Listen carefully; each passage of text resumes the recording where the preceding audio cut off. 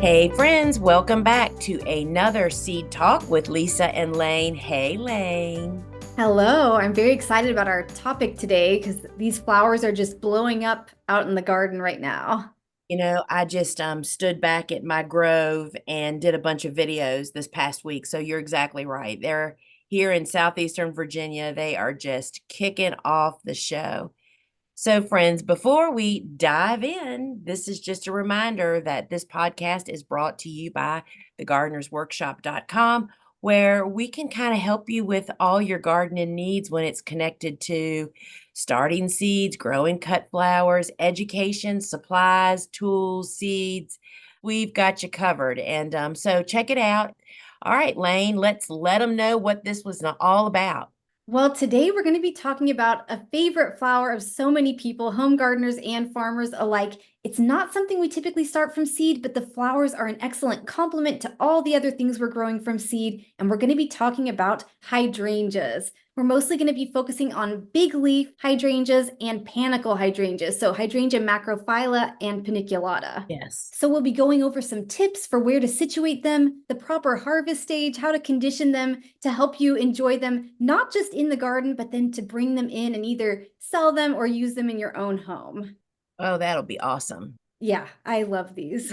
All right, Lisa. So, why should someone consider planting hydrangeas if they're a home gardener or a farmer? And why are they such a valuable crop in your situation on your farm? Sure. So hydrangeas are, if as long as you tend to grow those that grow well in your region, meaning, it's not too cold in the winter and that type of thing, they're just kind of easy keeper shrubs. And when you place them in the right spot, they just kind of go without you and they just show up one day and you're just so glad that you actually planted them as a home gardener. And as a farmer, oh my goodness, hydrangeas are really, really invaluable to us.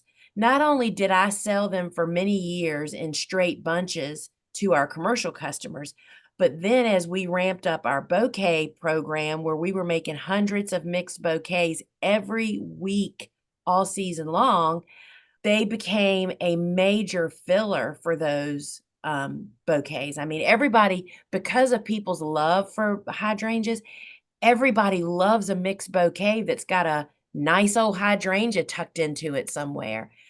So as flower farmers, we always did our best to use them up or to sell them all. And we have a lot of hydrangeas here. I have two groves, which are just huge plantings of hydrangeas, and we use them all up. But on the event that we didn't use them up fresh, which is my preferred way to market and sell everything, because adding dried is just another process you have to go through, right? Um, so if you don't sell them, then you have the option to dry them. And then, I mean, wreaths and dried arrangements and Christmas ornaments. And I mean, there are just endless possibilities. And I love a crop that has multiple ways that it can be used. Yeah, I love the fact that they have such a wide harvest window. And like you mentioned, they can be dried. And there's just lots of different species to choose from with different flower forms and colors, as well as bloom times. Some are even native to the United States. Yeah, And they're just stunning flowers out in the landscape or in bouquets. it's true. Okay, Lisa, so you have an interesting way that you actually got a lot of the plants in your hydrangea grove, but do you have any favorite varieties or how did you come across those plants? So the original plantings that are here on our family farm were actually planted by Steve's grandmother, gosh, 6, 7 decades ago. And Oh, those were the originals that I started with. And if you're listening to this on a podcast app, you probably ought to head over to YouTube and watch our channel because Layne has a beautiful slideshow going. And I was going to say that the image on the right of the blue mops were some of those, they are directly from those original grandma ones.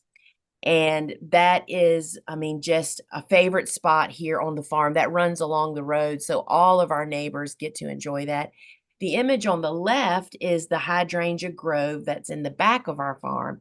And those plants literally were brought home by my husband, who is a plumber, and they do big like sewer and water line work.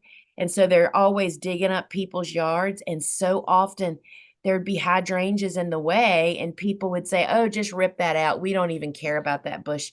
And Steve, of course, would dig it up and bring it home. And I bet I have 40 hydrangeas in that back grove that actually came to me that way. I have no idea what their variety is. And you can see that in here on the channel where you see the picture, some are pink and some are blue, and the acidity definitely affects that. But you can see these are all planted in the same spot, and so there is some variety influence on that also. Yeah. And for anyone not familiar with some varieties of certain hydrangea species, for example, a lot of hydrangea macrophylla varieties, the soil acidity can have an effect on the flower color. Yeah. So, do you actually adjust your soil acidity, Lisa, at all to try to get pink or blue flowers? Or have you found that the pinks and blues are kind of equally in demand and you just take whatever it is? Sure. So my method is we're a very busy flower farm, and I would love to dabble with that, but no, we take whatever comes. And so now it's June, right? And they're in bloom. I mean, this is the wedding month. Pink would be very, very much in demand for that. So we just take whatever blooms come. So, how did you actually space your hydrangeas in this grove? Or if you were going to add new ones, how would you like to space them? And what conditions have you found that hydrangeas need to thrive? Sure. So we're in the South, right? We're in southeastern Virginia, which we are hot and humid. And by locating them in their preferred location, whatever that is, what that does for us as flower farmers is it preserves the blooms longer. And, oftentimes if they're out in too much sun, it tends to burn the blooms up earlier. It just cooks them. I mean, hydrangea blooms are just full of water. That's what they're just really kind of puffed up. They're like a sponge, right? And when they're in full blast and hot sun, the perfect world on my farm, which this grove actually is in, they get about 3 to 4 hours of early morning sun, and then they're totally shaded by those big pine trees you see behind them for the rest of the day. That is the best case scenario. And we typically don't lose these blooms to being burnt up. Another problem is if it rains on them and they get wet and then the full sun hits them, that makes spots and burns them up really quick also. So here for us, the big leaf mop heads prefer that early morning sun, afternoon shade. I do in fact have some PGs, limelight, and I also have an oak leaf I forgot about. I actually have two.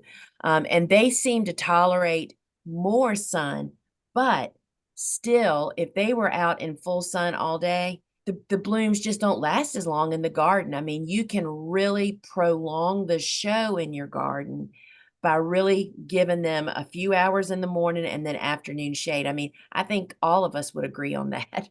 We last longer in the garden that way, right? It's so true. And I can attest to that as well because we have some oak leaf hydrangeas of the same variety throughout the yard, and some are in more sun and some are in less.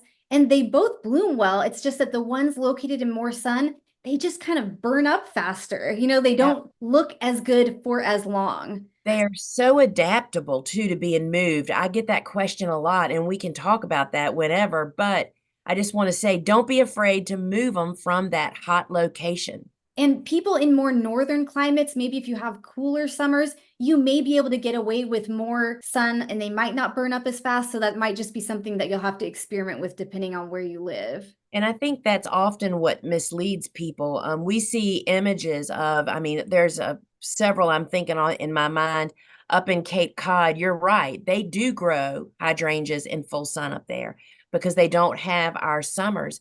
And people see that and they come home and try it, is what actually happens. But yeah, you have to really think about your garden before you place them and choose varieties. How about spacing? Okay, so it really would depend on what your end game is.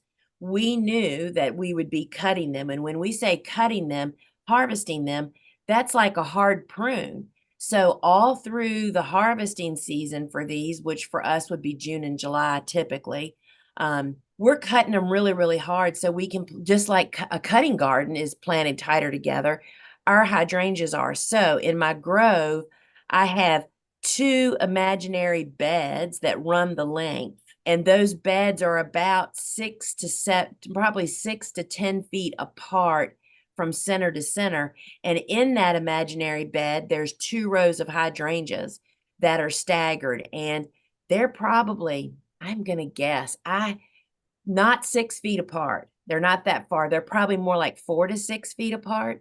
And I also wanted to mention that you can actually split up hydrangeas just like you do a hosta. And that's, Steve would bring home a bush. And oftentimes when you're standing at the grove, when it's in full bloom, you can see that there's one way in the back that looks just like this one in the front. And you can tell that I split those apart. So I am for planting them closer than further apart. And if you're not going to cut them, it takes a lot of years for them to get crowded. So some hydrangeas bloom on old wood, some bloom on new wood. We're not going to get super into that because that depends on the species. But aside from your harvesting, do you tend to do any pruning on any of your hydrangeas? So when I am actually harvesting, I have pruning in mind. I am trying to make the cuts, and that's how you actually generate longer, straighter stems next year, is by when I'm harvesting, I'm thinking, I'm going to cut this deep and hard. And if I see, my methodology for pruning is to prune a third of the stems back to the ground of the oldest wood and those that are being cut for fresh flowers. And by doing that, you're leaving 2/3 of the plant. That way, if you don't know whether they bloom on new or old wood, which is the case for most people, you still have 2/3 of the bush still there to go into next year to have blooms on it.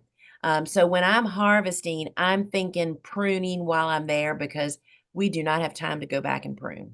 Okay, so now we're going to move on to harvesting. So a lot of people struggle with harvesting hydrangeas, Lisa, and maybe they're not cutting at the optimal time of day, or perhaps they're cutting at far too early of a stage, or maybe they're not stripping the stems hard enough, and the flowers just seem to wilt and never recover. Yeah. So starting with the big leaf hydrangeas, what is the proper harvest stage to help prevent that wilting? And then can you talk about how you would go on to strip the stems as well? Sure. So this is a perfect slide, Layne. And y'all, if you're listening, you have to go look at this because there's 3 images. The image on the left is very immature. You can see that it's still green. And this, in fact, is my favorite stage to harvest. I start as soon as that bloom spreads a little bit. So it's actually usable, you know what I mean, in size. Like it's going to actually make a contribution because that type of green looking bloom would have been in May, typically for us. And a lot of times we're looking for some filler, something to go along with all the cool flowers that we grow. I find they're easier to hydrate in the stage of growth early. However, I mean, if they're only the size of a tennis ball top, that's really, really early, and the stem may not be mature enough to actually draw water up to keep it hydrated. But I'm telling you, I have cut them pretty dadgum immature. I find people are cutting them at the wrong time of day. They're planted in full sun. You're out there in the heat cutting them. And I mean, the minute you make the cut, they're already down. You can't overcome that poor location. So you can start cutting them very immature. And because we have so many, we try to stretch the harvest for as long as possible so we can use them all up. So start them really immature. The image in the middle, you can see that there's still green present on many of those blooms, especially the ones on the bottom. So that's, they're coming along and they're getting colored up. Then those bunches that you see actually laying on that concrete, that was actually at my mother-in-law's house. She had even more beautiful hydrangeas than I did. And I would show up at her house at 6 a.m. on harvest morning and just ravage her hydrangeas. I mean, it was just endless blooms. And you can see there that I strip everything off except perhaps one top leaf. And, it's just really about the time of day that you harvest them. We do it first thing in the morning before the sun hits the bush. The minute the sun starts hitting the bush, it starts depleting the carbs that are in the plant. but you don't, I mean, I don't really care about that part, but that carbs are in the moisture that's in those blooms. And so I want those blooms after they have spent the night recharging, and I want to cut them and get them in a bucket immediately and then get them into cool to cold conditions as soon as possible. Do you ever find that it helps to water the plants really thoroughly the day before you're planning on harvesting them? That is a really great question. And certainly every plant benefits from being well hydrated when it's cut. That wasn't a reality for us just because of the volume and where our groves are located. But that would surely help. But I will tell you, I have harvested some pretty dehydrated hydrangeas before, but if you get them early, get them directly, and I mean, you can see those laying on the concrete. I would cut the whole bush, get them stripped, and do that, and then race. I'd literally race home, which was like 2 minutes away, get them into water, and get them right into the air conditioning building, and then they would go into a cooler, and they would do fine. It's really your steps that can overcome that. But in a perfect world, yes. How long of stems are you aiming for each cut that you're making? As long as possible. When I sold them as straight bunches, I'm going to guess 15 to 20 inches, but we're looking for 20 inches plus for bouquet making. And when I was bouquet making, especially when you first start harvesting some existing bushes you have on your farm or in your garden, they often aren't tall, straight stems. They're all this branchy business, right? So you kind of have to makeshift the first couple of years. If there's a bunch of short little blooms, you can't save all of them because it will not hydrate properly. You're just looking to save the one or two blooms that are at the top of the stem, and you're going to just clip off all those extras going down the limb. And sometimes the stems are cattywampus because it's like a branchy on a branchy on a branchy. And when you're making mixed bouquets, we didn't care about that because we were tucking them into a bouquet.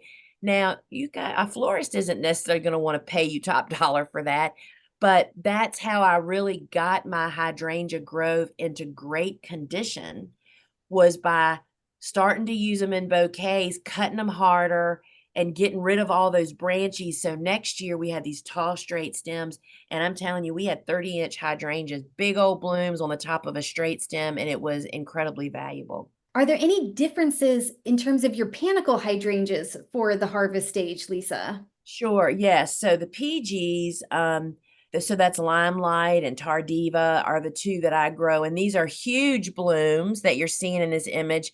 And I will tell you that our goal now is to never grow them that big again because they're very susceptible to breaking right underneath the head. I didn't realize that, that wasn't what we really wanted. Limelight, you definitely have to let them age out a little bit, and you can see the image on the right. You can tell the blooms that don't have a lot of green still on the tip are the perfect stage to harvest. And because they'll wilt, and there's really nothing that I found to be able to do it, especially when they're this big. But those we let age out. We do not cut them immaturely. So how should people store their fresh cut hydrangeas? Maybe if they're a farmer that has a cooler, and then perhaps if they're a home gardener that might just have a refrigerator. And are there any special conditioning tips, or is there anything you're doing differently for hydrangeas than a lot of your other flowers? Sure. We didn't find it necessary to cut on an angle. We just cut them. And so when we bring them in, our work building here is air conditioned. So it would be 68 to 70 degrees in here. But if the cooler was fired up, which is the preferred conditions for hydrangea, I mean, think about I compare them to lettuce. It's like, how you'll have wimpy lettuce because you left it sitting out on the counter, but then you put it back in the refrigerator, and it kind of crisps up. The same thing happens to hydrangeas. So a cooler is definitely beneficial to really keep them in good shape and to kind of revive them some. Conditioning products I did not find necessary, but it doesn't hurt them either because for us, and we put conditioning stuff in all of our buckets. There's just no way to separate that out, but it's not required. They don't pollute the water. And so we bring them into the AC, put them into the cooler. Our best case is to put them in the cooler overnight before we use them to make bouquets or to sell them. So you have CVBN tablets in all of your buckets. You don't do anything with hydrating treatments like quick dip or anything. Would you recommend that someone try that if they are having issues with hydrangeas not hydrating properly? It definitely works. Yes, we have done that. In the case where you have some, you maybe their feet didn't get down in the water. You know what I mean? And you put them and set them aside, and then you come in the next morning and they're wilted, right? So yeah, quick dip hydrator definitely will resurrect hydrangeas if most of the other conditions have been met. And would you recommend putting that straight in the harvest bucket, or would you move it into a solution with that after you bring it inside? That's two choices, you know? I mean, if you have ongoing issues with stripping with hydrangea harvesting, putting that 2 tablespoons of hydrator in your harvest bucket can only be beneficial, you know? But you don't need to do that if they're not wilting, you know what I mean? It's just a waste of product, yeah. What temperature was your cooler typically at for these? 42 was where we kept our cooler. Now we're going to talk about if you want to let the hydrangeas start to age and get that sort of antiqued look on the plant, how wide is the harvest window for hydrangeas? And can the flowers be dried and how? Sure. So that's a great image. The image on the right is, and these are both at a harvest time. Um, that is the perfect stage. So because we started using in mixed bouquets, I started experimenting with stretching out the harvest so we'd have them as long as possible.